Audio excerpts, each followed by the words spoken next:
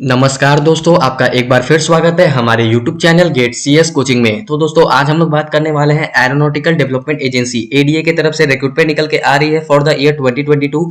आगे बढ़ने से पहले मैं आप लोगों को बता दूं, इसमें आप ऑल इंडिया अप्लाई कर सकते हो, साथ ही साथ यहाँ पर आपकी फुल टाइम जॉब रहने वाली है। सॉरी टू से बट अगर आप फ्रेशर हो तब आप इसके लिए अप्लाई नहीं कर सकते, क्योंकि इसमें मिनिमम 2 साल का पोस्ट क्वालिफिकेशन एक्सपीरियंस मांगा है। ठीक है, इसके साथ ही अगर आपने BTech किया हुआ है computer science, information technology, computer application में किया हुआ है तब आप इसके लिए अप्लाई कर सकते हैं।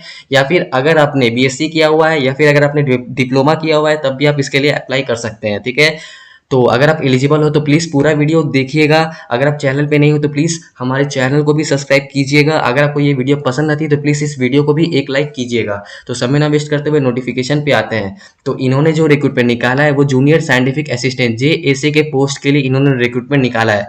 अब बात करें इसकी वैकेंसीज के बारे में तो इन टोटल इन्होंने 2 वैकेंसीज निकाली हुई है जो कि अनरिजर्व कैटेगरी के लिए रहने वाली है। ठीक है, अब बात करें इसकी एसेंशियल क्वालिफिकेशन के बारे में तो अगर आपने BTech किया हुआ है computer science, information technology, computer application में किया हुआ है फर्स्ट क्लास में तब आप इसके लिए अप्लाई कर सकते हैं। ठीक है, या फिर अगर आपने BSc किया हुआ है फिजिक्स में या फिर मैथमेटिक्स में फर्स्ट क्लास से होना चाहिए। इसके साथ ही अगर आपने पोस्ट ग्रेजुएट डिप्लोमा किया हुआ है कंप्यूटर एप्लीकेशन में कोई सा भी रिकॉग्नाइज्ड यूनिवर्सिटी या फिर इंस्टीट्यूशन से तब भी आप इसके लिए अप्लाई कर सकते हैं। लेकिन जो आपका पोस्ट ग्रेजुएट डिप्लोमा होगा कंप्यूटर एप्लीकेशन का वो लगभग 1 साल का मिनिमम कोर्स होना चाहिए। ठीक है, या फिर अगर आपने 3 साल का डिप्लोमा किया हुआ है कंप्यूटर साइंस में, ठीक है, या फिर अगर आपने 3 साल का डिप्लोमा किया हुआ है कंप्यूटर साइंस में इन फर्स्ट क्लास तभी आप इसके लिए अप्लाई कर सकते हैं। अब बात करें इसकी एसेंशियल एक्सपीरियंस के बारे में तो मैंने तो आपको पहले ही बता दिया, इसमें मिनिमम 2 साल का पोस्ट क्वालिफिकेशन एक्सपीरियंस मांगा है। ठीक है, तो यहाँ पर जितने भी एक्सपीरियंस है तो आप यहाँ से एक एक करके इसको चेकआउट कर सकते हो दोस्तों। ठीक है, और यहाँ पर कुछ डिसेबल एक्सपीरियंस भी दिया गया है। ठीक है,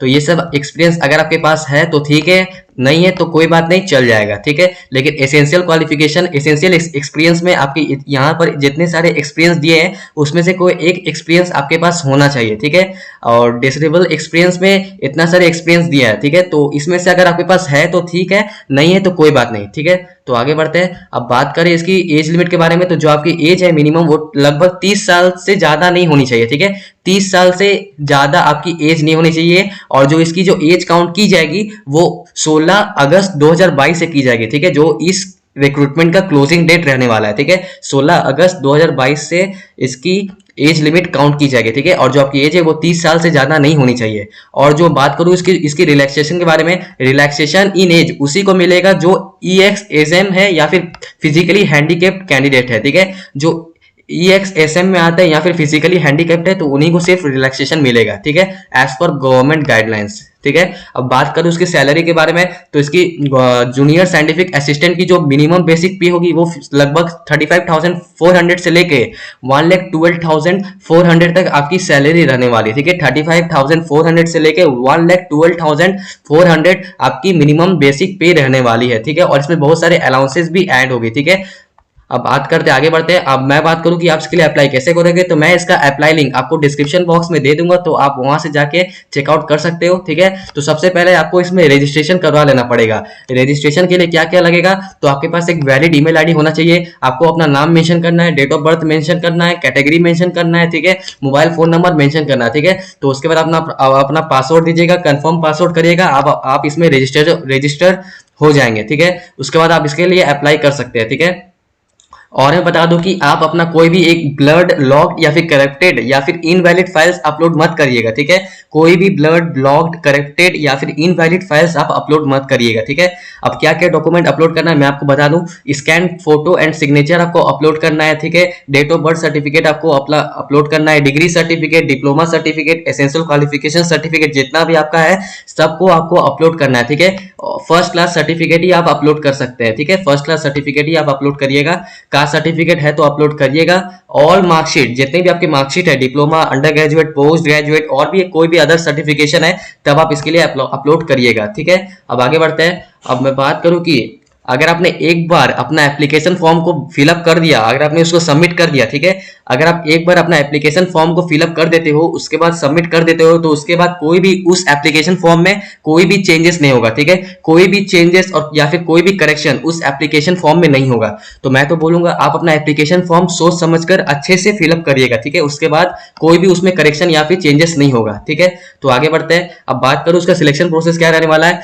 तो आपके क्वालिफिकेशन को मार्क्स को देखकर आपको शॉर्टलिस्टेड किया जाएगा। ठीक है, आपके क्वालिफिकेशन को मार्क्स को देखकर आपको शॉर्टलिस्टेड किया जाएगा। उसके बाद आपको रिटन टेस्ट के लिए बुलाया जाएगा। ठीक है, अगर आप रिटन टेस्ट में सक्सेसफुली शॉर्टलिस्टेड हो जाते हो तो आपको पर्सनल इंटरव्यू के लिए बुलाया जाएगा। ठीक है, ठीक है, इंटरव्यू उसी को बुलाया जाएगा जिसने रिटन टेस्ट को क्वालिफाई किया है। ठीक है, अगर आप रिटन टेस्ट को क्वालिफाई कर लेते हो तो आपको पर्सनल इंटरव्यू के लिए बुलाया जाएगा। उसके बाद आपका सिलेक्शन हो जाएगा। ठीक है, तो आगे बढ़ते हैं। अब बात करें कि आपको डॉक्यूमेंट वेरिफिकेशन के लिए क्या क्या डॉक्यूमेंट लाना है।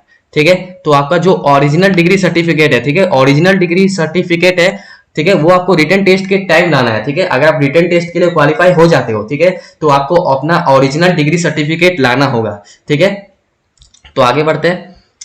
अब मैं बात करूं कि आपको अपना Aadhaar card, voter card, PAN card या फिर कोई भी गवर्नमेंट इशूड आइडेंटिटी प्रूफ है तो आपको डॉक्यूमेंट वेरिफिकेशन के लिए उसको लाना पड़ेगा। ठीक है, जब आपको कॉल किया जाएगा डॉक्यूमेंट वेरिफिकेशन के लिए तब आपको उसको लाना पड़ेगा। ठीक है, और जो ऊपर जो डॉक्यूमेंट था वो आपको रिटन टेस्ट के लिए लाना पड़ेगा। ठीक है, ओरिजिनल डिग्री सर्टिफिकेट आपको रिटन टेस्ट के लिए लाना पड़ेगा जब आप रिटन टेस्ट के लिए क्वालिफाई होते हो। ठीक है, और ये जो है ये डॉक्यूमेंट वेरिफिकेशन के लिए। ठीक है, आधार कार्ड या फिर पैन कार्ड या फिर वोटर कार्ड। ठीक है, तो आगे बढ़ते हैं। अब बात करूं कि आपका जॉब लोकेशन क्या रहने वाला है। अगर आप इसमें सक्सेसफुली सिलेक्टेड हो जाते हो तो आपको ऑल ओवर इंडिया में कहीं भी पोस्ट कर दिया जाएगा। ठीक है, ऑल ओवर इंडिया में कहीं भी कंपनी में आपको पोस्ट कर दिया जाएगा। ठीक है, तो आगे बढ़ते हैं। और मैं बता दूं कि आपको कोई भी टीए वगैरह ये लोग नहीं देंगे। ठीक है, आपको रिटन टेस्ट के लिए आपको खुद से ही आना पड़ेगा। कोई भी टीए वगैरह ये लोग नहीं देंगे। ठीक है, आपको अपने खुद के पैसे पे आपको आना पड़ेगा रिटन टेस्ट के लिए। ठीक है, तो आगे बढ़ते हैं। इंपॉर्टेंट डेट जानते हैं। ठीक है, इंपॉर्टेंट डेट्स, इसका जो ऑनलाइन एप्लीकेशन डेट है वो ऑलरेडी शुरू हो चुका है। 13 जुलाई 2022 से ये ऑलरेडी शुरू हो चुका है। ठीक है, इसका जो ऑनलाइन एप्लीकेशन डेट है वो 13 जुलाई 2022 से ऑलरेडी शुरू हो चुका है। और जो इसका क्लोजिंग डेट रहने वाला है वो 16 अगस्त 2022 रहने वाला है। ठीक है, इसी डेट के माध्यम से आपका एज काउंट होगा। ठीक है, तो मैं तो बोलूंगा ये बहुत ही अच्छी जॉब अपॉर्चुनिटी है। आप इसके लिए अप्लाई कर दीजिए क्योंकि इसमें डिप्लोमा, बीएससी, बीई, बीटेक सब एलिजिबल है। ठीक है, 16 अगस्त 2022 तक आप इसके लिए अप्लाई कर सकते हैं। तो समय बहुत ही कम है, तो जितना जल्दी हो सके आप इसके लिए अप्लाई कर दीजिए। ठीक है, तो दोस्तों आज हमारी वीडियो यहीं तक थी। अगर आपको हमारा ये वीडियो पसंद आया तो प्लीज हमारी इस वीडियो को एक लाइक कर दीजिएगा। अगर आप हमारे यूट्यूब चैनल पे नहीं हो तो प्लीज हमारे इस यूट्यूब चैनल को भी सब्सक्राइब कीजिएगा। तब तक के लिए बाय दोस्तों।